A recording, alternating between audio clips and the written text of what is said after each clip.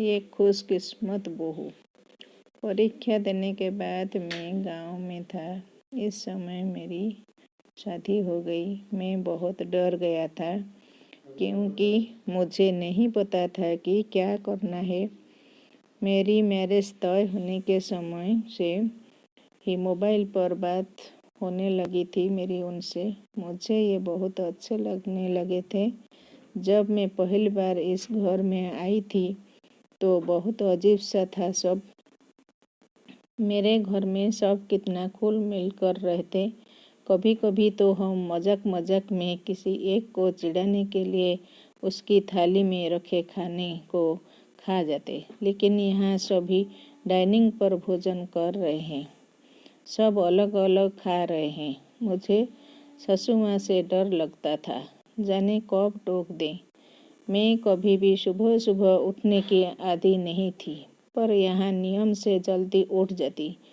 एक बार देर से नींद खुली तो देखा कि सासू माँ किचन में नाश्ता बना रही है।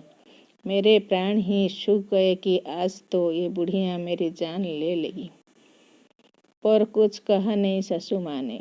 बस पूछा कि तेरे लिए भी सेक दूं या ना कर खाएगी। मुझे लगा लेट उठने पर व्यंग करे है ये मुझ पर। सासू माँ का साड़ी पहनने का तरीका बड़ा सलेकदार था और मुझे साड़ी से चिढ़ पहनने में ही घंटों लग जाते। फिर पहन पहन काम करना अजब हाल था मेरा। हर आधे पौन घंटे में फिर से सब ठीक करना पड़ता, नहीं तो सासू माँ टोक देती कि तमीज नहीं है क्या, ठीक से पहनो। एक बार तो चिढ़ ही गई। बोली कि जब नहीं पहनना आता तो या तो सीख लो या जो आता है वो पहनो।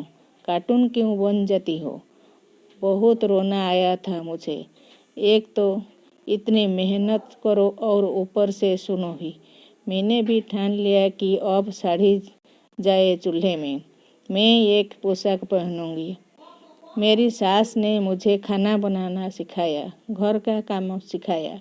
पति की भी बड़ी खराब आदत थी। घर आते ही पहले अपनी माँ के पास आकर बैठ जाते और कभी कभी तो घंटों बैठ रहते। किसे अच्छे लगेगा कि उसका पति उसके पास नहीं अपनी माँ के पास बैठा जाए। ना जाने क्या खुसुर फुसुर करने दोनों। कई बार जब बहाने से उनके सामने आ जाती तो ऐसा लगता जैसे बात बदल दी हो उन्होंने। एक बार ऐसे ही टोह लेने के लिए चाय बिस्कुट लेकर गई तो सासू माँ बोल पड़ी कि बेटा तू इतना क्यों परेशान होती है, कभी चाय कभी पानी, जा आराम कर या यही बैठ जा। उस दिन तो मैं चली आई, पर सोचा कि जब खुद ही कह रही है तो काल से साथ ही बैठूंगी। साथ बैठ तो लगा कि ये लोग तो फालतू बातें करने रहते हैं। जब मेरे बेबी होने वाला था तो डरते डरते पूछा था कि बच्चे का क्या नाम रखेंगी माँ। कितना खुश होकर सासू माँ ने जवाब दिया सूरज। और मैं डर गई, पूछ ही नहीं पाई कि अगर बेटी हुई तो। ना जाने क्या क्या सोच सोच कर मैंने भी दिन काटे। और जब मेरे बेटियां हुई तो माँ की आंखों में आंसू देखते मैंने।